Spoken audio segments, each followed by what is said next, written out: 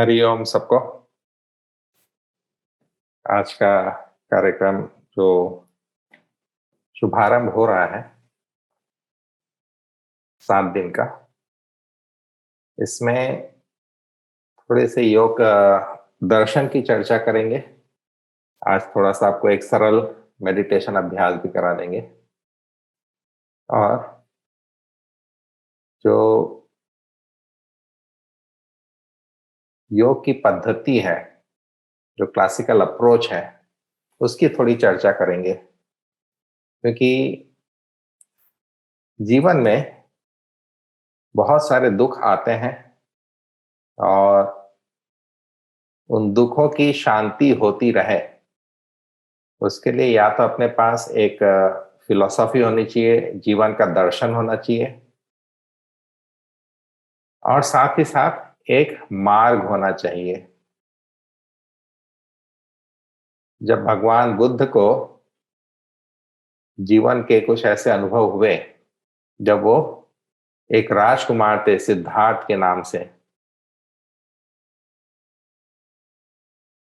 Young age थी, नई शादी हुई थी, एक दिन का बच्चा था, नया बच्चा था उनका। लेकिन उनको कुछ ऐसे अनुभव हुए जो पहले नहीं हुए थे उनको। उन्होंने एक बीमार आदमी को देखा, एक बूढ़े आदमी को देखा, एक शव यात्रा को देखा और एक योगी को देखा। और उसके बाद उनके मन में उथल-पुथल मच गई। उन्होंने कहा कि मुझे जीवन का जो वास्तविक सार है, जो एसेंस है, जो जीवन का जो वास्तविक अनुभव है, ये सबसे परे जो दुःख उन्होंने देखा, अनुभव किया, वो मुझे चाहिए। तो अपने परिवार को छोड़ करके, अपनी वाइफ को छोड़ करके, बच्चा को छोड़ करके वो चले गए सत्य की खोज में। और बहुत सालों के साधना के बाद पहले थोड़े भटके, कुछ योगियों से मिले, उसके बाद उन्होंने अपना खुद का ध्यान का अभ्यास शुरू किया बौद्ध गया में। और वहां पे जब उनको अनुभव हुए कुछ, और वो सिद्धार्थ से गौतम बुद्ध बने, उसके बाद जब उनके चेहरे पे वो जो आभा थी आत्मज्ञान की, आत्म साक्षात्कार की, निर्वाण की, मोक्ष की, तब लोगों ने उनसे पूछना शुरू किया कि आपके ये चेहरे पे ये जो आभा है, ऐसा लगता है आपको सत्य का अनुभव हो गया है, आपको निर्वाण का अनुभव हो गया है। और अगर आप वो मार्ग या वो अनुभव हमारे साथ भी अगर शेयर करें, तो हमको भी आगे बढ़ने के लिए प्रेरणा मिलेगी। तो आपको आश्चर्य होगा कि बुद्ध ने जब पहली बार चर्चा की, वो बहुत समय तक मौन रहे, निर्वाण के बाद भी। पहली बार जब उन्होंने चर्चा की या सत्संग किया और लोगों ने पूछा कि सत्य क्या है, तो उनके मुंह से जो पहला शब्द निकला वो था दुख। बोले कि जीवन में दुख है, संसार में दुख है, इसको कोई डिनाई नहीं कर सकता, इसको कोई ये नहीं कह सकता कि नहीं है, सबके जीवन में दुख है। तो लोगों को आश्चर्य हुआ कि इनको तो आत्म साक्षात्कार हुआ, मोक्ष हुआ है, और ये बोल रहे हैं कि दुख है और दुख सत्य है। तो लोग थोड़े और उत्सुक हुए कि अगर दुख सत्य है तो आपके चेहरे पे ये आभा क्यों है, आपके जीवन में ये एक आनंद का वो शक्ति आपके आसपास जो है वो क्या है। तब बुद्ध ने कहा कि दुख का कारण भी है। दूसरा शब्द जो उन्होंने कहा वो था कारणम। कारणम मतलब कि दुख का कारण है। और फिर तीसरा उन्होंने कहा निर्वाणम, कि अगर कारण से अगर हम लोग समझ करके कारण को हटा दें, तो दुख समाप्त हो जाएगा। दुख से हमारा संपर्क वैसा नहीं रहेगा जैसे पहले था बिना आत्म साक्षात्कार के। जब कारण हटा दिए, जब कॉज को हटा दिए, अगर आप बीज ही हटा देंगे तो पेड़ नहीं उगेगा, लेकिन अगर बीज आप जमीन में डालेंगे तो उसके पेड़ बनने की उम्मीद रहती है। तो वैसे उन्होंने कहा कि अगर जो दुख का बीज है, कारण है, उसको हटा दिए तो फिर आपके जीवन में आनंद रहेगा। और वो जो स्थिति है उसको उन्होंने नाम दिया निर्वाण। निर्वाण शब्द वेदों में भी यूज किया गया है। निर्वाण मतलब जहां पे कोई वाइब्रेशन ना हो। हमारा मन, शरीर, उसके अंदर हमेशा वाइब्रेशन बना रहता है, चाहे वो श्वास के कारण हो, मन के विचारों के कारण हो। लेकिन जब वो वाइब्रेशन समाप्त हो जाए तो उसको कहते हैं निर्वाण। और फिर चौथा सत्य उन्होंने जो कहा वो है मार्गम, मार्ग। उन्होंने कहा कि ये मार्ग मैंने फॉलो किया तब जाकर के मुझे दुख के कारण का पता चला, और उस मार्ग को फॉलो करते हुए मैंने दुख को कारण से हटा दिया तो दुख समाप्त हो गया और मैं निर्वाण की स्थिति में हूं। तो इसको बोलते हैं बुद्ध के 4 नोबल ट्रूथ्स, आर्य सत्य। और ये हमारे जीवन में भी अगर आप देखें तो किसी न किसी प्रकार से दुख का अनुभव होते रहता है। शरीर है तो शरीर का अपना धर्म होता है, बीमार पड़ता है, बूढ़ा होता है, उसके अपने दुख होते हैं। परिवार है तो परिवार में, रिलेशन में आपस में कुछ ना कुछ झंझट होती है, प्रॉब्लम्स होते हैं, इच्छाएं आधी अधूरी रह जाती है तो उसमें दुख का अनुभव होता है। समाज है तो समाज में जो लोग कहते सुनते हैं उसके कारण दुख हो सकता है। बिजनेस है, बिजनेस में अप डाउन होता है तो दुख हो सकता है। तो दुख जो है वो एक स्टैंडर्ड है कि वो दुनिया में है। अब ये दुख कितने प्रकार के हैं? तो हमारे वैदिक ऋषियों ने कहा था कि दुख 3 प्रकार के हैं। पहला आदि भौतिक। भौतिक मतलब फिजिकल ऑब्जेक्ट से। अगर आप चले जा रहे हैं सड़क पे और आपका ध्यान अपने फोन पे है, आप व्हाट्सएप में कुछ मैसेज कर रहे हैं, सामने एक पत्थर है या वो जो फुटपाथ होता है उसका थोड़ा सा रेस्ट पोर्शन है, आपने ध्यान नहीं दिया और आप गिर पड़े, अब चोट लग गई, हॉस्पिटल ले जाना पड़े। तो कोई भौतिक चीज से अगर आपको दुख प्राप्त होता है तो उसको बोलते हैं आदि भौतिक। सड़क पे जा रहे हैं और कहीं पे आपको पता है कि यहाँ पे कोई पागल कुत्ता है, फिर भी आप चले गए और वो पागल कुत्ता ने आपको काट लिया, तो ये हो गया आदि भौतिक। मतलब जब हमारी सजगता नहीं रहती और किसी भौतिक कारण से हमको दुख हो, उसको बोलते हैं आदि भौतिक। दूसरा है आधि दैविक, जो दैवी शक्ति के कंट्रोल में है, जो ह्यूमन पावर नहीं है लेकिन कुछ दैवी शक्ति है। और उसमें आते हैं ऐसे दुख जो कि हमने नहीं बनाए, वो नेचर में है। जैसे कलकत्ता में अगर बहुत ज्यादा ठंड पड़ जाए या बहुत ज्यादा बारिश हो और बहुत से एरिया पानी में डूब जाए, और आप जानते हैं कि बहुत ऐसे जगह पे ज्वालामुखी है, अर्थक्वेक्स आते हैं, सूखा पड़ता है, बाढ़ आती है, आग लग जाती है, तो ये हम लोग के कंट्रोल में नहीं है, नेचर के कारण ये सब हो रहा है। जो प्रकृति के द्वारा हो रहा है वो हो गया आधि दैविक, और उसमें भी दुख होता है। कलकत्ता में अगर ठंड पड़ जाए या बाढ़ आ जाए तो दुख होता है ना, तो ये हो गया आधि दैविक। और तीसरा जो है वो है आध्यात्मिक। अधि आत्मिक, हमारे आत्मा, अब आत्मा में जीवात्मा, जो मन और आत्मा का कॉम्बिनेशन है, उसको बोलते हैं आध्यात्मिक, अधि आत्मिक। तो ये जो आध्यात्मिक दुख है ये थोड़ा समझने की जरूरत है, क्योंकि योग का जो मार्ग है ये आपको आध्यात्मिक दुख से बहुत अच्छे से बचाता है।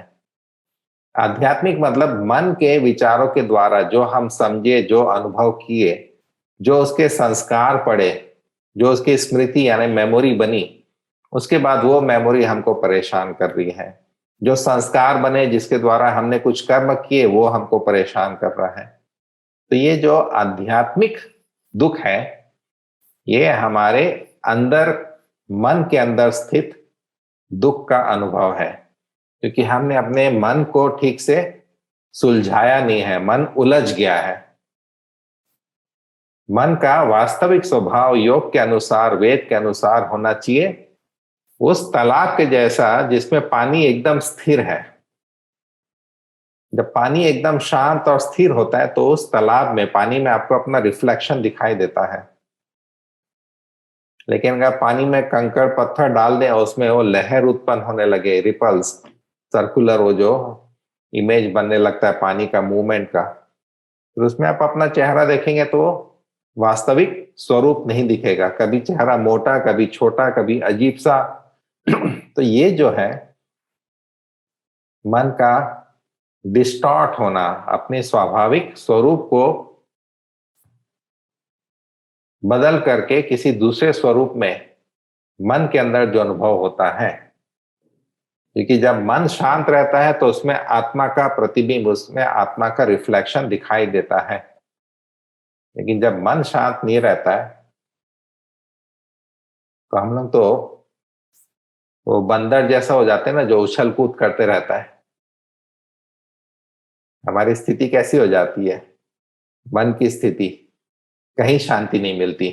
हिमालय पहुंच जाओ तब भी वहां शांति नहीं मिलेगी, क्योंकि मन हमारा जो एक पर्सपेक्टिव है, नजरिया है, वो डेवलप कर देता है। कुछ ऐसे अनुभव हुए कि आदमी लोग से दूर रहना चाहिए। अब जीवन में कहां तक आप आदमी लोग से दूर रहेंगे? परिवार वालों से दूर रहना चाहिए। एक परिवार छोड़े तो हो सकता है आपका दूसरा परिवार बन जाए। तो कहीं ना कहीं मन का जो उलझना है विचारों में, संस्कारों में, मेमोरीज में, वो आध्यात्मिक दुख का कारण बन जाता है। और उसमें सबसे बड़ा कारण है अस्मिता, मैं का भाव। उसने मेरे साथ ऐसे किया, मैं उसके साथ ऐसे करूंगा। उसने मेरे को ऐसा क्यों बोला, तो मेरे को क्या समझता है, मैं उसको दिखा दूंगा। ये जो अहम का भाव है वो कारण बन जाता है दुख का। वो मेरा लड़का है, मेरे को ऐसा जवाब दिया, मेरा हस्बैंड है, मेरी वाइफ है, उसने मेरे साथ ऐसे किया। ये मैं फिर बकरी जैसा मैं करते रह जाते हैं। और मन उलझ करके हमको, वो जो बंदर होता है ना, कभी कभी बंदर को उपनिषदों में जो कहानी आती, पुराणों में कहानी आती कि हमारा मन का स्वभाव जो बंदर के जैसा है। और कभी कभी ये बंदर, जैसे कोई थोड़ा सा दारू पी लिया है तो और पगला जाता है। और ये दारू पिए बंदर को कभी बिच्छू ने काट लिया तो ऐसा मन का दुख का अनुभव इतना इंटेंस हो जाता है कि बहुत लोग संभाल नहीं पाते। जब संभाल नहीं पाते तो फिर उनके पास ऐसे ऐसे विचार आते हैं कि या तो खुद मर जाए या सामने वाले को मार दे। ये समाज में होते रहता है। तो ये जो तीन प्रकार के दुख हैं, आदि भौतिक, सजगता के साथ रहिए। जब आप बाहर जाते हैं, अपने घर में भी काम करते हैं, बहुत लोग 50-60 की उम्र में होते होते हो बाथरूम में एक आध बार पक्का फिसलते हैं। सजगता होनी चाहिए कि कैसे मेरे को चलना है, कैसे मेरे को सहारा लेना है। सजगता रखिए। जब सड़क पे चल रहे हैं सजगता रखिए, रोड क्रॉस कर रहे हैं सजगता रखिए। तो आदि भौतिक दुख से आप अपने आप को बहुत हद तक बचा लेंगे। आधि दैविक, अब आपको पता है कि लो लाइंग एरिया में पानी भरेगा तो बाढ़ के समय आप थोड़ा हायर एरिया में आ जाइए। समुद्र के किनारे है तो लहर आ सकती, सुनामी आ सकती है। तो ये सब चीज सजगता से, आधी दैविक दुख है उसको भी थोड़ा हम लोग संभाल लेते हैं, संभाल सकते हैं। और तीसरा है आध्यात्मिक। आध्यात्मिक दुख की शांति के लिए योग का मार्ग जो है हमारे ऋषि मुनियों ने दिया है। और इसके द्वारा मन को कैसे साधना, मन को कैसे एक अनुशासन में लेना, ताकि उसमें जो संस्कार पड़े हैं उसको हम लोग साफ करते रहें। जो कर्मों का एक बंधन है उसको हम लोग समझ करके उसको उसके रूट कॉज से साफ कर दें। जो कर्म के बीज है उसको हम लोग मैनेज करना सीखें। तो ये है तीन प्रकार के, इसको बोलते हैं ताप, क्योंकि हमको ये जलाते रहते हैं, तीन प्रकार के दुख। और ये संसार में है। अब अगर आप डिनाई करें कि मेरे जीवन में दुख नहीं है, तो आपने संसार की वास्तविकता को नहीं देखा, या अगर आप बोलते हैं कि मेरे जीवन में दुख नहीं है, तो आप आत्म साक्षात्कार को, मोक्ष को प्राप्त कर चुके हैं। अगर इधर कोई ऐसा है तो हाथ उठा दीजिए भाई। अब इसमें जो 3 प्रकार के दुख की चर्चा हुई, उसमें ऋषि मुनि लोगों ने कहा कि तय त्रय ताप शांति के लिए हमको 3 बार ओम मंत्र का उच्चारण करना चाहिए और 3 बार शांति बोलना चाहिए। इसलिए 3 बार ओम उच्चारण होता है और 3 बार शांति शांति शांति हम लोग बोलते हैं। तो डेली सवेरे उठ करके और रात को सोने के पहले, उठते ही सबसे पहले अपने बिस्तर में बैठिए, 3 बार अच्छे से लंबा ओम का उच्चारण कीजिए। शरीर को थोड़ा स्थिर कर लीजिए, व्यवस्थित कर लीजिए, श्वास को थोड़ा सा एक लय में, एक रिदम में ले आइए, और उठते ही बिस्तर में बैठ करके 3 बार ओम मंत्र का उच्चारण, और उसके बाद 3 बार शांति शांति शांति, और सोने के पहले भी 3 बार ओम का उच्चारण और शांति शांति शांति। आप देखेंगे कि आपके जीवन में केवल इतना अभ्यास करने से मन के जो संस्कार है धीरे धीरे उसमें परिवर्तन आएगा, चेंज होगा। ये तो हम लोग क्या करते हैं, दिन भर का जो एक्सपीरियंस रहता है, अब रात को जैसे तैसे सो गए। अगर ये ओम या शांति मंत्र नहीं किए तो फिर क्या होगा कि वो जो संस्कार है दिन भर के, वो हमारे माइंड में एक्टिव रहते हैं। सपने के रूप में वो दिखाई देगा, अजीब से सपने के रूप में, नाइटमेयर के रूप में। लेकिन अगर सुबह उठते ही और रात को सोते ही थोड़ा सा ये अभ्यास कर ले, कितना टाइम लगेगा, 2 से 3 मिनट लगेगा, तो आप देखेंगे धीरे धीरे आपके जीवन में परिवर्तन आ रहा है। अब योग का मार्ग, थोड़ी सी उसकी चर्चा करें। बहुत सारे अच्छे अच्छे ग्रंथ हैं जिसमें आपको योग का अभ्यास कैसे करना, योग का जो दर्शन है वो क्या कहता है, वो आपको मिलेगा। योग की परिभाषा कोई एक सरल परिभाषा नहीं है। ठीक है, हम लोग बोल देते हैं योग मतलब जोड़ना। आगे के दिनों में आप जो योग का अभ्यास करेंगे उसमें आपको शरीर को श्वास के साथ, श्वास को मन के साथ, तो ऐसे शरीर, श्वास और मन को आपस में कैसे जोड़ना वो सिखाया जाएगा। और उसके बाद मन को, जो आंतरिक चेतना है, अंतर्मन, उसके साथ कैसे जोड़ना, फिर उस अंतर्मन को अपने आत्मा के प्रति कैसे सजग करके आत्मा के साथ जोड़ना। ये अलग अलग स्टेप्स हैं। जब बोलते हैं ना कि योग मतलब आत्मा और परमात्मा का मिलन, ठीक है भाई, बहुत अच्छी बात है, आत्मा और परमात्मा। परमात्मा किसी ने देखा, साक्षात रूप में देखा अभी तक? एक कल्पना के रूप में भले देखा होगा कि इस देवी या देवी देवता के रूप में हम परमात्मा को देखते हैं, लेकिन परमात्मा तो निराकार है। परमात्मा का कोई गुण नहीं है, कोई विशेष गुण नहीं जिससे उसको हम लोग डिफाइन कर सके। तो परमात्मा को हम लोग कैसे पहचानेंगे? चलिए, परमात्मा तो दूर की बात, आत्मा, कितने लोग कह सकते हैं कि हाँ मैं अपने आत्मा को जानता हूं? अगर आप अपनी आत्मा को जानते तो आपके जीवन में दुख नहीं होना चाहिए। तो आत्मा परमात्मा का जो मिलन है, जो योग है, वो तो बहुत हाई लेवल की बात है। जो फिजिकल लेवल पे शुरू होता है वो होता है हठ योग के द्वारा। इसमें 2 मंत्र हैं, हम और ठम। ये दोनों को मिलाकर के बनता है हठ योग। ह जो है, अगर आपको इसका क्लासिकल रेफरेंस चाहिए तो हठ योग प्रदीपिका, लाइट ऑन हठ योगा करके एक किताब है जो कि स्वामी स्वात्माराम ने लिखी थी। हठ योग प्रदीपा कहती है कि हमारी जो दाई नासिका है, राइट नॉस्ट्रिल, उसमें जो एनर्जी फ्लो है उसका मंत्र है हम, और हम का जो संबंध है वो है सूर्य की शक्ति के साथ। इसलिए हम लोग दाई नासिका को बोलते हैं कि इसमें सूर्य नाड़ी है, और इसमें जो प्रवाह है, जो एनर्जी फ्लो है, वो है सूर्य नाड़ी वाला प्रवाह। और दूसरा जो है आपकी बाई नासिका, लेफ्ट नॉस्ट्रिल, इसमें जो एनर्जी का फ्लो है उसको मंत्र दिए हैं ठम। ठम का मतलब होता है कि जो चंद्र नाड़ी है, चंद्र का प्रवाह जो है, लूनर एनर्जी। तो अभी पहला एक्सपेरिमेंट में आपको रिक्वेस्ट करूंगा कि थोड़ा स्थिर होकर के रीढ़ की हड्डी को सीधा कर लीजिए। अब अपनी दाई नासिका को बंद करके 3 बार लेफ्ट नॉस्ट्रिल से अच्छी गहरी सांस लीजिए।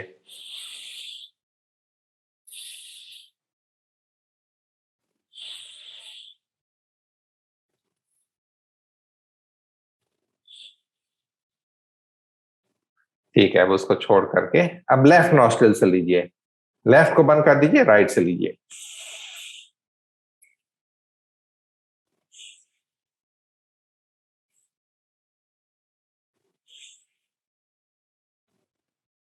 ठीक है। अब आपने एक चीज अनुभव किया होगा कि दोनों नासिका में से किसी एक नासिका में श्वास अच्छे से चल रही है और दूसरे में थोड़ी ऐसे लगती ब्लॉक है। कितने लोग की दाई नासिका, राइट नॉस्ट्रिल ज्यादा एक्टिव है? जैसे मेरी अभी राइट नॉस्ट्रिल ज्यादा एक्टिव है। ठीक है, कितने लोग की लेफ्ट नॉस्ट्रिल ज्यादा एक्टिव है? ठीक है। देवाशीष जी, आपका राइट की लेफ्ट की बैलेंस? राइट। ओके। अब ये जो राइट लेफ्ट का चक्कर है, ये जो राइट लेफ्ट का चक्कर है, उसमें एक चीज समझिए, आपकी दाई नासिका जो है, राइट नॉस्ट्रिल, सूर्य नाड़ी, इसका संबंध है आपके शरीर के साथ। अगर आप अर्धनारीश्वर का स्वरूप देखते हैं तो जो शरीर का दायां हिस्सा है वो है शिव जी का, और लेफ्ट नॉस्ट्रिल का संबंध होता है चंद्र नाड़ी के साथ, लूनर चैनल।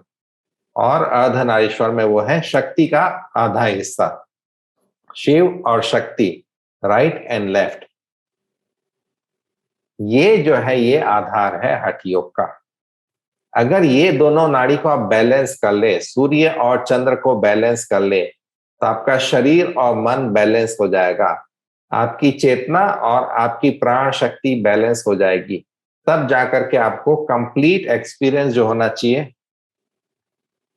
शिव और शक्ति का, चेतना और प्राण का, वो कंप्लीट एक्सपीरियंस होता है।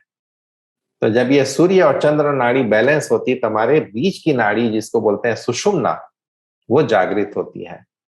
और सुषुम्ना के अंदर आध्यात्मिक शक्ति के चक्र हैं, आध्यात्मिक चेतना के चक्र हैं। 7 चक्र इंपॉर्टेंट माने गए हैं।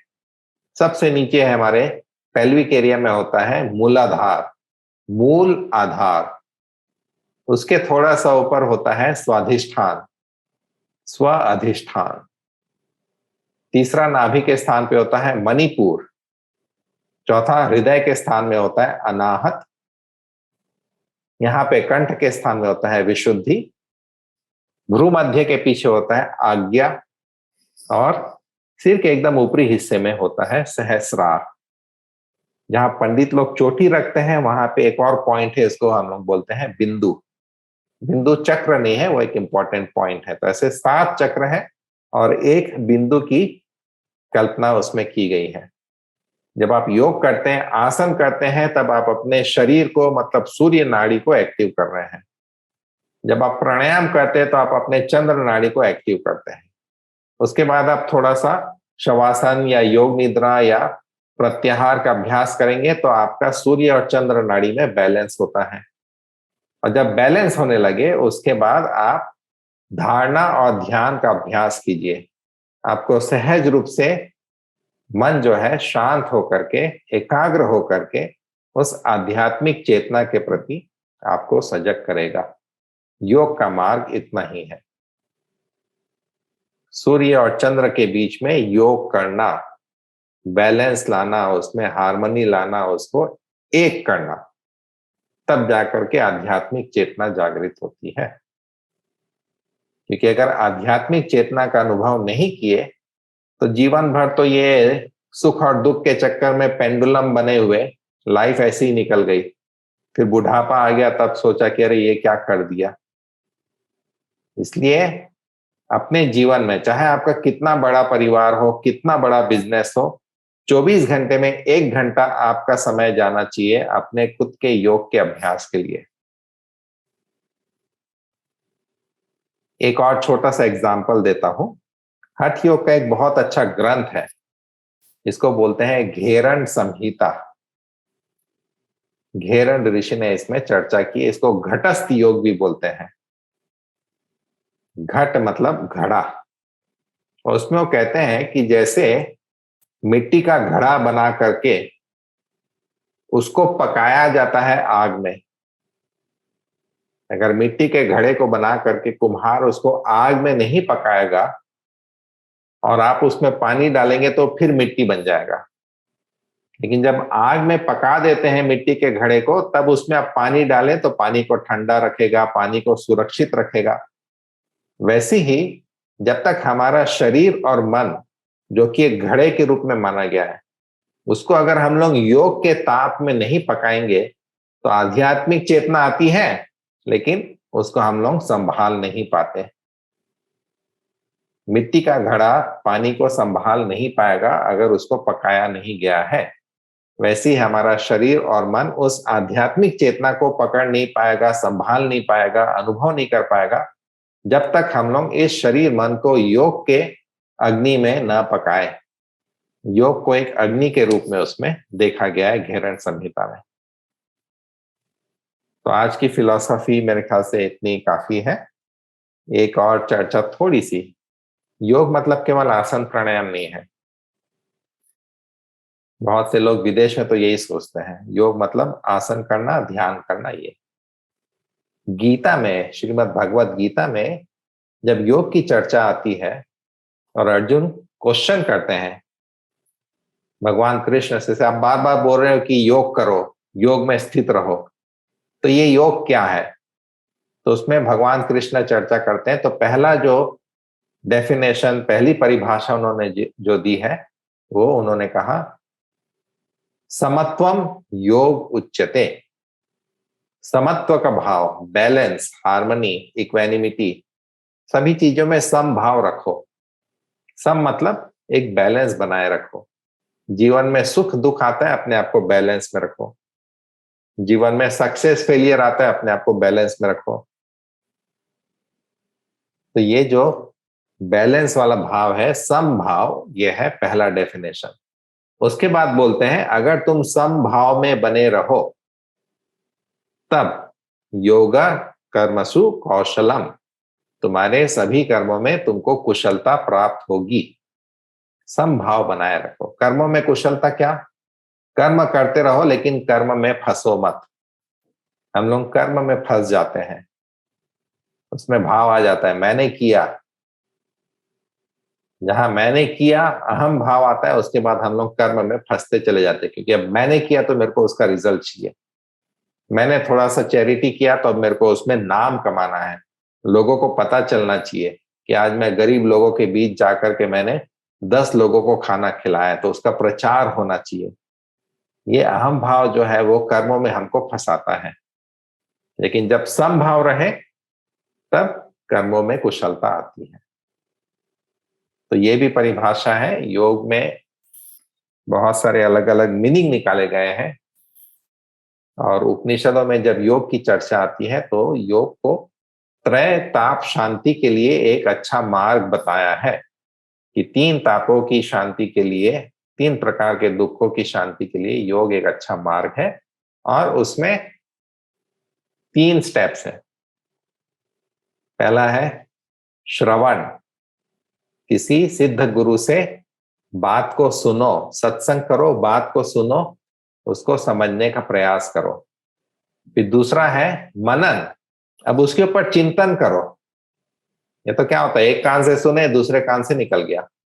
आज जो चर्चा हुई, अगर 3 दिन बाद आपसे पूछूं कि उस दिन हम लोग क्या चर्चा किए, तो लोग बोले हाँ आप कुछ अच्छा तो बोले थे लेकिन याद नहीं है। उसके ऊपर चिंतन करना पड़ता है। चिंतन कीजिए कि योग की परिभाषा गीता में क्या है, योग सूत्र में क्या है, पतंजलि ने क्या कहा योग के बारे में, घेरण संहिता में योग के बारे में क्या चर्चा है। जब ये थोड़ा सा आप स्टडी करेंगे, आजकल तो गूगल में थोड़ा सा टाइप करने से आपको आंसर दे देता है, तो उतना तो कीजिए।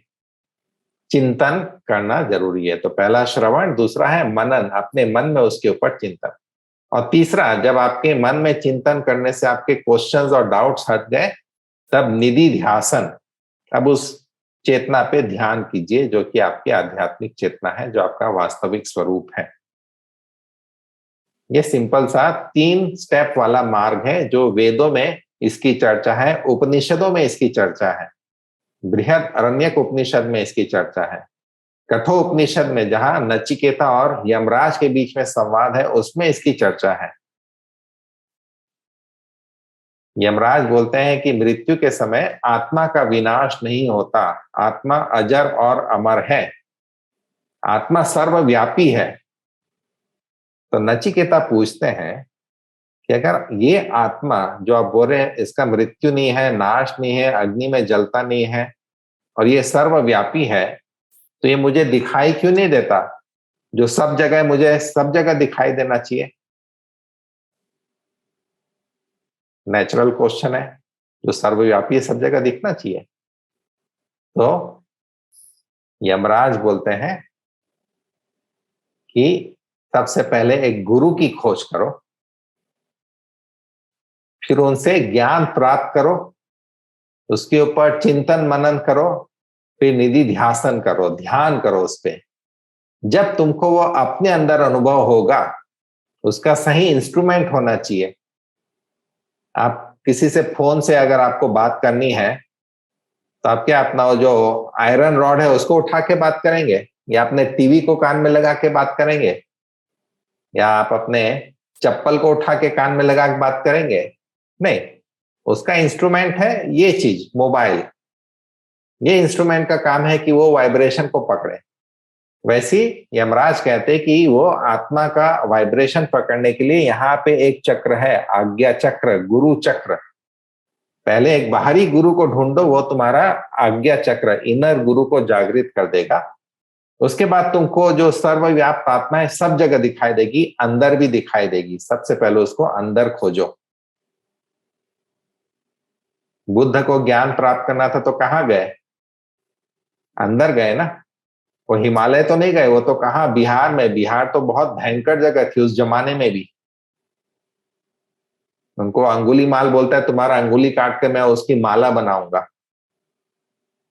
उनका जो बिहार में एरिया में उनका जो विहार हुआ, विचरण हुआ, वो तो आसान नहीं था, लेकिन उन्होंने अपने मार्ग को पकड़ करके रखा। तो इसलिए अपने जीवन में भी आप योग के मार्ग को पकड़ के रखो। 3 सिंपल स्टेप्स है, श्रवण, मनन और निधि ध्यासन, वो उच्च योग का, आध्यात्मिक चेतना का, आत्म साक्षात्कार का।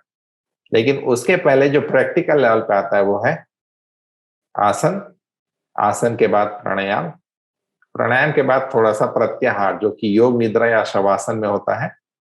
उसके बाद धारणा और ध्यान, किसी मंत्र को या किसी प्रतीक को लेकर के आप धारणा कीजिए, तो हो सकता है आपका मन ध्यान में लग जाए। जब ध्यान में लग जाए तो हो सकता है थोड़ा सा आपको समाधि का भी अनुभव हो जाए। तो ये आज की इतनी चर्चा। अभी थोड़ा सा हम लोग अभ्यास करेंगे। आप लोग अपने स्थान पे खड़े हो जाइए। चलिए कावेरी जी, आप थोड़ा सा ताड़ासन, तिर्यक ताड़ासन, कटी चक्रासन का डिमॉन्स्ट्रेशन करेंगे। अपने स्थान पे खड़े रहिए। दोनों पैर को पास में रखते हुए थोड़ा वी शेप में उसको रखिए। रीढ़ की हड्डी, गर्दन, सिर को सीधा रखिए। अब हाथ की अंगुलियों को शरीर के सामने फंसा लीजिए आपस में, ऐसे। अब श्वास लेते हुए हाथ को ऊपर ले जाइए, सिर के हथेली को उलट करके छत की तरफ, और पैर के पंजों के बल आ जाइए। श्वास छोड़ते हाथ को खोल करके साइड से नीचे ले आइए और सामने फिर से फंसा लीजिए। इसको बोलते हैं ताड़ासन, ताड़ के पेड़ के जैसा शरीर को पूरा तानना। 2 बार और अभ्यास को अपने से कीजिए। श्वास लेते हुए ताड़ासन में आइए, पूरे शरीर को तानिए और श्वास छोड़ते हुए हाथ को खोलते हुए से नीचे। एक बार और अपने से कीजिए, श्वास लेते हुए और श्वास छोड़ते हुए नीचे। ठीक है। अगला अभ्यास तिर्यक ताड़ासन। दोनों पैर के बीच में थोड़ा सा गैप बना लीजिए। दोनों हाथ के पंजे को आपस में जोड़ लीजिए। कावेरी, हाथ के पंजे को आपस में जोड़ लीजिए जैसे आप प्रणाम कर रहे हैं। प्रणाम, हाँ। अब पहली अंगुली को जुड़ा रखिए, बाकी अंगुलियों को आपस में फंसा लीजिए। मैं एक बार करके दिखा दूं। देखिए, हाथ को ऐसे प्रणाम की मुद्रा में, जो आपकी पहली अंगुली है उसको वैसे ही रखना है, बाकी को आपस में जोड़ लीजिए। तो अब अंगूठा और पहली अंगुली ऐसी रहेगी। तो बच्चे लोग नहीं, वो जैसे हाथ में बंदूक पकड़े वैसा वाला। ठीक है। अब हाथ को सिर के ऊपर उठा करके उसको, कहाँ गई कावेरी, हाँ, सिर के ऊपर उठा करके फैला लीजिए। ये स्टार्टिंग पोजीशन हुआ। अब श्वास अंदर लीजिए, श्वास छोड़ते अपनी दाईं तरफ, राइट साइड जितना आप बैंड कर सकते हैं बैंड कीजिए, आगे पीछे नहीं, केवल साइडवेज। ठीक है। लेते हुए सेंटर, छोड़ते हुए दूसरी तरफ, लेते हुए सेंटर। अब 2 बार और अपने से कर लीजिए, श्वास छोड़ते हुए राइट, लेते हुए सेंटर, छोड़ते हुए लेफ्ट, लेते हुए सेंटर, छोड़ते हुए राइट, लेते हुए सेंटर, छोड़ते हुए लेफ्ट, लेते हुए सेंटर।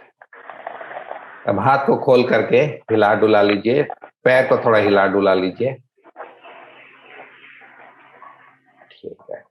तीसरा अभ्यास कटी चक्रासन का रहेगा। कटी चक्रासन, कटी मतलब आपका जो कमर का हिस्सा है उसके आसपास चक्र वाला स्थिति, उसको ट्विस्ट करना। तो दोनों पैर के बीच में गैप कर लीजिए, दोनों हाथ को ऐसे साइड पे फैला लीजिए। हम लोग डायनामिक वाला करेंगे, गतिशील वाला। हाथ को थोड़ा सा नीचे ले आइए, आधे लेवल पे, हाँ। हथेली को ढीला रखिएगा। अब दोनों हाथ को दाएं बाएं घुमाते जाइए, जैसे आप चक्र के जैसे अपने शरीर को घुमा रहे हैं। हाथ को केहूनी से ढीला रखिए ताकि हाथ जो है पीछे कमर को जाकर के टच करे। थोड़ी सी स्पीड अपने से बढ़ाइए, बॉडी में अच्छा सा ट्विस्ट ले आइए। अब हाथ को कंधों के ऊपर टच कीजिए।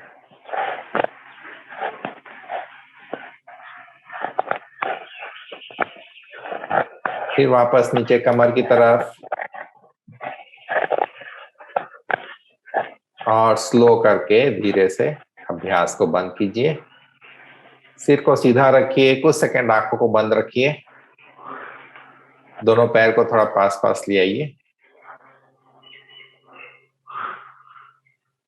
ये अभ्यास, इसको बोलते हैं कटी चक्रासन। ये जो 3 अभ्यास हम लोग ने किए, ये आपको डेली उठते ही 2 ग्लास पानी, सबसे अच्छा आयुर्वेद के हिसाब से थोड़ा सा गुनगुना पानी, Luke warm water 2 glass P लेना चाहिए।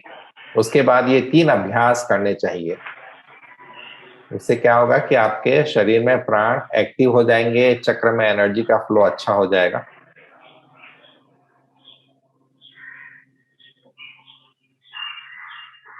ठीक है।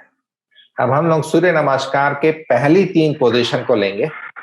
पहली पोजीशन है प्रणाम मुद्रा। तो दोनों पैर को थोड़ा पास ले आइए, थोड़ा सा गैप रखते हुए प्रणाम मुद्रा में हाथ को छाती के पास। फिर श्वास लेते हुए हाथ ऊपर और थोड़ा सा बैकवर्ड बेंड करना है, हल्का सा। श्वास छोड़ते हुए कमर से फॉरवर्ड बेंड कीजिए, अंगुलियां पैर के पंजों के पास, सिर घुटनों के पास जितना आप ला सकते हैं। फिर रिवर्स, श्वास लेते हुए ऊपर और थोड़ा बैकवर्ड बेंड। फिर प्रणाम मुद्रा और हाथ नीचे। तो हम लोग पूरे सूर्य नमस्कार नहीं कर रहे, केवल पहली 3 पोजीशन ले रहे हैं। चलिए, प्रणाम मुद्रा। श्वास लेते हुए हाथ ऊपर, हल्का सा बैकवर्ड बेंड।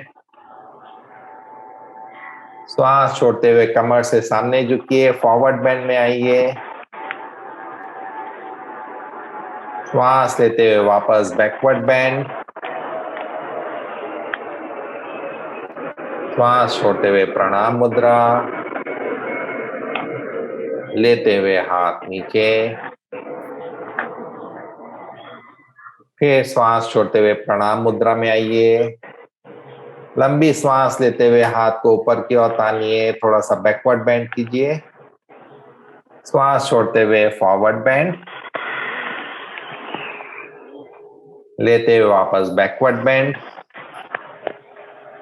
छोड़ते हुए प्रणाम मुद्रा और हाथ नीचे। आंखों को बंद रखिए। ये जो आपने अभ्यास किए, पहले ताड़ासन, फिर तिर्यक ताड़ासन और उसके बाद कटी चक्रासन। ताड़ासन से आपकी रीढ़ की हड्डी में खिंचाव आने से उसमें एनर्जी का सर्कुलेशन होता है। तिर्यक ताड़ासन मतलब साइडवेज बेंडिंग से आपके जो वर्टिब्रास होते हैं उसके गैप में आपको थोड़ा एनर्जी का फ्लो होता है, इससे आपको स्लिप डिस्क का प्रॉब्लम नहीं होगा। और कटी चक्रासन से चक्र जागृत होते हैं, प्राणों का संचार शरीर में होता है। उसके बाद सूर्य नमस्कार में आप देख रहे हैं फॉरवर्ड बेंड बैकवर्ड बेंड दोनों है। इससे आपके स्पाइन में फ्लेक्सिबिलिटी आती है, प्राण जागृत होते हैं। अब आप लोग अपने स्थान पर बैठ जाइए।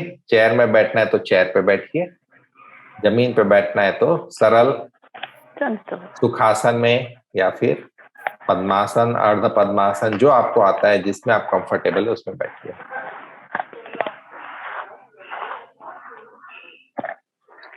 हम लोग एक प्राणायाम का अभ्यास करेंगे।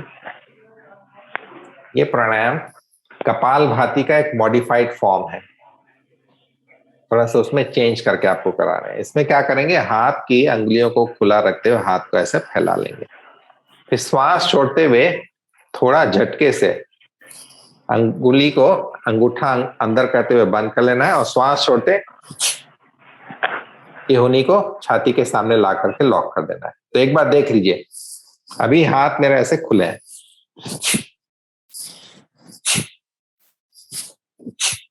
ये अभ्यास हम लोग 10 बार करेंगे। श्वास छोड़ने पे जोर है, लेने पे नहीं।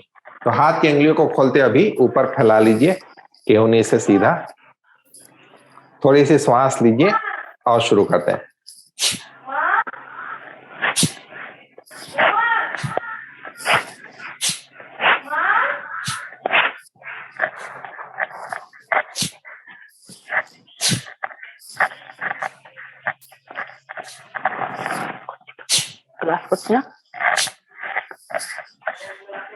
अंतिम बार। और श्वास लेते हुए हाथ ऊपर और छोड़ते हुए हाथ को साइड से नीचे ले आइए। ठीक है, अब आंखों को कुछ सेकंड के लिए बंद रखिए। दोनों हाथ को अपने घुटनों के ऊपर हथेली खोल करके रखिए, हथेली ऊपर की ओर खुली हुई। कपाल भाती, कपाल मतलब आपका कपाल का एरिया, और भाती मतलब वहां पे लाइट लाना, शक्ति लाना, प्राण का संचार करना।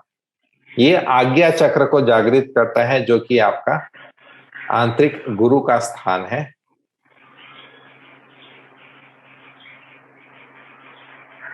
मन के विचारों को क्लीन कर देता है कपालभाति का अभ्यास। इसको शुद्धिकरण की क्रिया के रूप में लिया गया है। ठीक है, अब 3 बार भ्रामरी प्राणायाम का अभ्यास करेंगे। भ्रामरी करने के अलग अलग तरीके हैं। जो तरीके मैं सिखाता हूं उसमें हम लोग अंगूठे से कान को बंद करेंगे, बाकी उंगलियां आंख के ऊपर रहेगी। उसके बाद आपको क्या करना है, आप श्वास लेंगे। श्वास छोड़ते समय जैसे आप ओम का उच्चारण करने जा रहे हैं, वैसे ओम के ध्वनि से शुरू करेंगे और उसके बाद लंबी ध्वनि म की। एक बार देख लीजिए, कान को मैंने अंगूठे से बंद कर लिया, बाकी अंगुलियां आंखों के ऊपर। अब श्वास लेकर के ओम।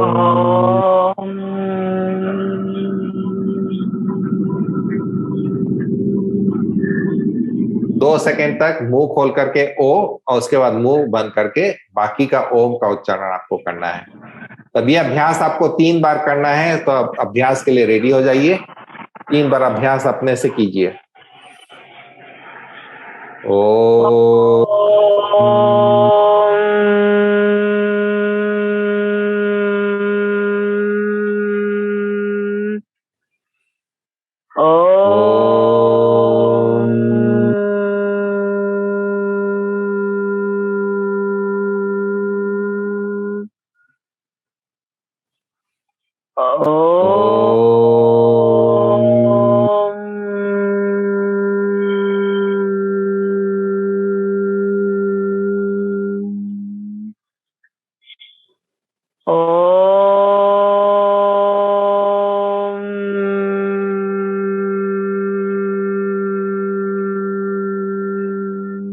तीन बार अभ्यास हो जाने के बाद हाथ को नीचे रख लीजिए, आंखों को बंद रखिए।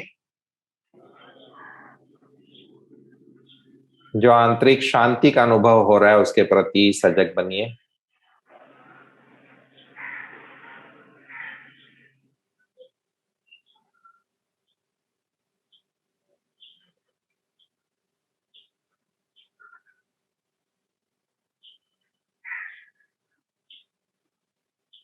अब रीढ़ की हड्डी, गर्दन, सिर को सीधा रखते हुए आंखों को बंद रखिए और हाथ को, हथेली को चिन्ह मुद्रा में ले आइए। अंगूठे को सीधा रखना है। पहली अंगुली अंगूठे के जड़ पे जाएगी, ऐसे अंगूठे के जड़ पे पहली अंगुली को, इंडेक्स फिंगर पर, बाकी अंगुलियां रिलैक्स, और हाथ हथेली ऊपर की ओर खुला रखते हुए उसको घुटनों के ऊपर या जांघ के ऊपर रख लीजिए। आंखों को बंद रखिए। अब पूरे शरीर में शांति का, स्थिरता का भाव जगा करके शरीर को स्थिर और व्यवस्थित कर लीजिए।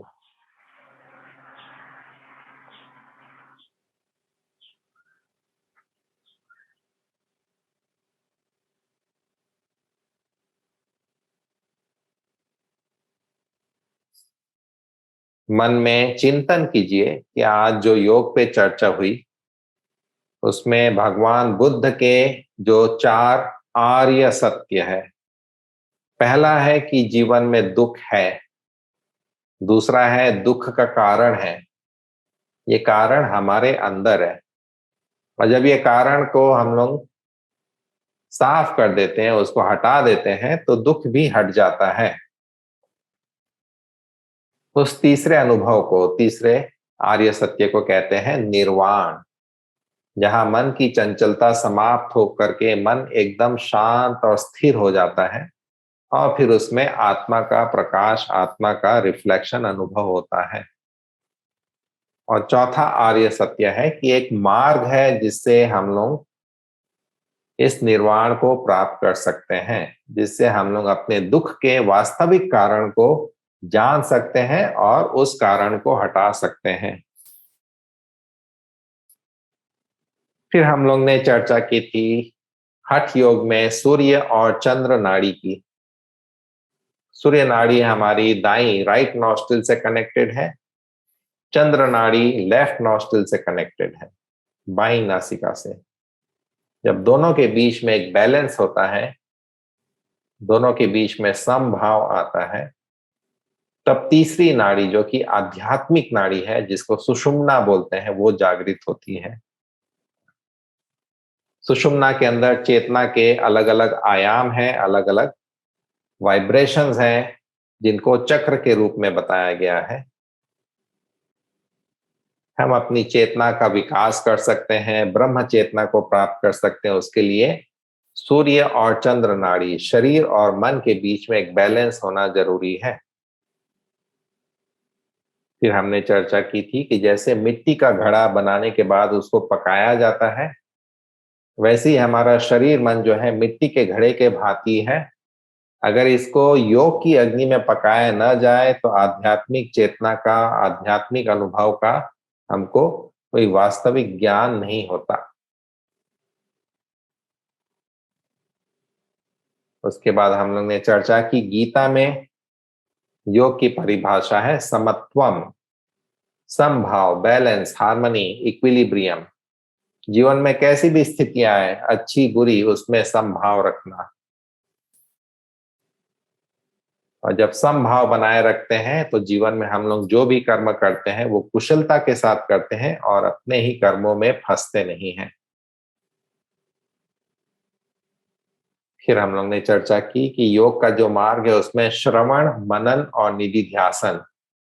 श्रवण मतलब सुनना, कोई सिद्ध गुरु से सत्संग में या डायरेक्ट इंस्ट्रक्शन लेकर के बात सुनना, आध्यात्मिक चर्चा करना। उसके बाद उसके ऊपर मनन और चिंतन करना। और तीसरा है, जब आपके चिंतन मनन से आपके सब मेंटल इंटेलेक्चुअल डाउट्स हट जाए तब उस पर ध्यान करना, उससे एकाकार हो जाना। फिर योग के मार्ग की चर्चा हुई कि पहले आसन करने चाहिए, आसन के बाद थोड़ा सा प्राणायाम, प्राणायाम के बाद थोड़ा सा प्रत्याहार का अभ्यास, जिसमें कायास्थैर्यम, शरीर को स्थिर करना भी एक प्रत्याहार का अभ्यास है। उसके बाद धारणा, चाहे मंत्र के द्वारा करें या फिर आप किसी प्रतीक के ऊपर धारणा कीजिए, अपने गुरु के ऊपर धारणा कीजिए, किसी चक्र पे धारणा कीजिए, ईश्वर के किसी स्वरूप पे धारणा कीजिए। उससे मन ध्यान की स्थिति में अपने से आ जाता है। अब हम लोग 3 बार ओम मंत्र का उच्चारण करेंगे पूरी सजगता के साथ। 3 बार ओम मंत्र का उच्चारण और उसके बाद 3 बार शांति। इस समय सजगता बनाए रखिए कि हम लोग त्रय ताप की शांति के लिए ये अभ्यास कर रहे हैं, जो आधि भौतिक, आधि दैविक और आध्यात्मिक ताप है, दुख है, उसकी शांति के लिए। ओम उच्चारण के लिए लंबी श्वास लीजिए।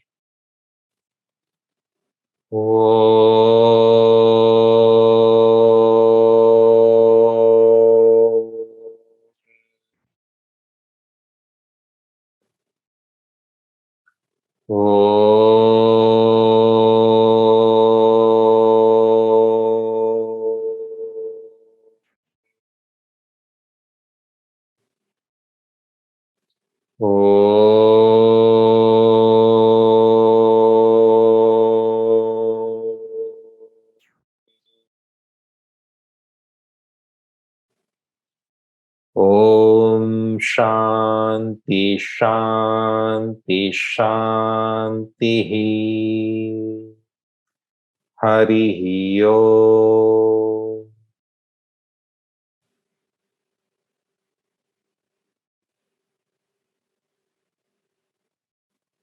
आज के आनंद के प्रति सजग रहिए। मन में एक छोटा सा संकल्प आप धारण कर सकते हैं कि आज का मेरा दिन समत्व के भाव के साथ, आनंद के साथ, सजगता के साथ आज का दिन मेरा बीतेगा। दोनों हाथ की हथेली को आपस में रगड़ करके अच्छे से गर्म कर लीजिए। उसको बंद आंखों के ऊपर रखिए, बंद आंखों के पीछे आपको जो भी दिखाई देता है उसके प्रति सजग बनिए और अपने दोनों हाथ को धीरे से नीचे रखते हुए आंखों को खोल लीजिए। हरिओम, हरिओम तत्सत।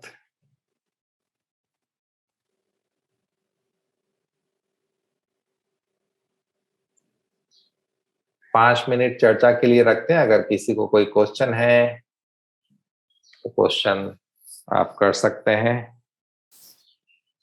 कोई प्रश्न या कोई कमेंट है तो आप अभी उसकी चर्चा कर सकते हैं।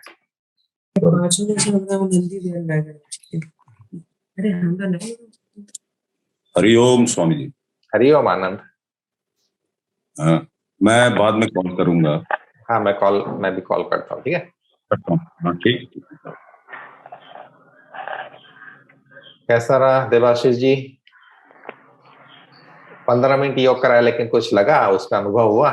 सुशीला जी, योग का कुछ? हाँ, अच्छा अनुभव हुआ। चलिए, अच्छी बात है। रीटा जी? बहुत अच्छा लगा, बहुत दिन बाद सुबह प्रोग्राम हो रहा है तो बहुत अच्छा लगा। हाँ, कावेरी जी बहुत बिजी हो जाती है आजकल। अगर वो एक्टिव रहे तो हर महीने कम से कम 10 दिन का प्रोग्राम होता रहना चाहिए। हाँ, तब अच्छा रहेगा, आपके आशीर्वाद मिले तभी मनन और चिंतन हो सकेगा। हाँ, वो क्या है, डेली हैबिट पड़नी चाहिए। जैसे हाँ। डेली हैबिट पढ़ते पढ़ते वो बीमार हो जाते ना, आज थोड़ा सा हाँ। शुगर खा लें, कल से नहीं खाएंगे, वही होता ऐसा है। वो एक हैबिट पड़ जाती है। वैसे ही योग की हैबिट पड़नी चाहिए कि शुगर खा लिए तो उसको पचाने के लिए आज योगा भी करेंगे, थोड़ा वही। शरीर को स्ट्रेच करेंगे, थोड़ा ध्यान करेंगे। ये तो शरीर मन का स्वभाव हो गया है कि उलझते जाता है बीमारियों में, परेशानियों में, दुख में। इसके लिए रोज अपना सफाई चाहिए, करना ही पड़ेगा। हाँ, जैसे डेली आपकी मेड आके घर साफ कर देती, वैसे आपको खुद का अंदर इंटरनल मेड हाँ, बनना वही। पड़ेगा। हाँ, अंदर डेली का करना सफाई, नहीं तो आपका गार्डन में जो पड़ेगा। क्या बोलते हैं, वीड्स ज्यादा हो जाएगी और घास कम रहेगी। तो नेक्स्ट मंथ में भी आप आना चाहते हैं? ठीक है, नहीं मेरे को बोलिएगा, आपके आदेश मिलेगा तो बस कर सकती हूँ, तो बहुत बढ़िया मेरे से है। पूछ रहे हैं आदेश का, मैं तो आपको बोला था कि हर महीने प्रोग्राम कीजिए। अच्छा, ठीक है। मैं तो आपके प्रोग्राम में बिजी रहती हूँ कभी कभी, मतलब आप जो क्लास देते हैं वो इतना अच्छा लगता है, तो सौभाग्य है कि आपका गलत टाइम दिया। बात, गलत बात। इतना झूठ मत बोलिए इतने लोगों के सामने। मेरा प्रोग्राम हमेशा शाम को होता है, सवेरे नहीं होता। हाँ हाँ, सही में, ठीक है, सवेरे रखूंगी। आप भगवान मेरे योगा कृपा टीचर, करे। आपका भी जिम्मेदारी है, लोगों के साथ आप जुड़े रहिए, रेगुलर योगा करते रहिए। और अभी कोविड के कारण बहुत लोग का बिजनेस डाउन हुआ, दिक्कत हुई। कॉस्ट बहुत ज्यादा नहीं रखना है, लोगों के साथ जुड़े रहना है और योगा करते रहिए, है ना?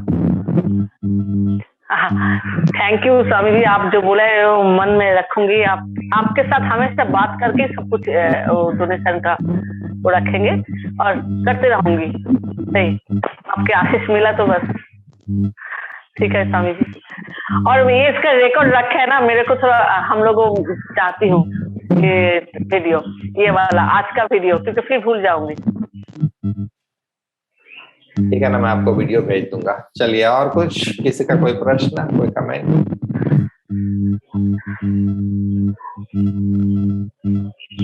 ठीक है, ठीक है भाई, स्वामी, यहाँ पे समाप्त करते हैं। बहुत बहुत हरिओम, धन्यवाद आपको, आपका दिन शुभ हो। प्रणाम। हरिओम। कल Thank से you, स्वामी जी, रेगुलर प्रणाम। प्रोग्राम में आप बहुत कीजिए धन्यवाद। कावेरी दास के साथ। मैं बीच बीच में अचानक आ जाऊंगा और अंतिम दिन फिर से सत्संग होगा, चर्चा होगी, उसमें आप क्वेश्चन पूछ सकते हैं। हरिओम।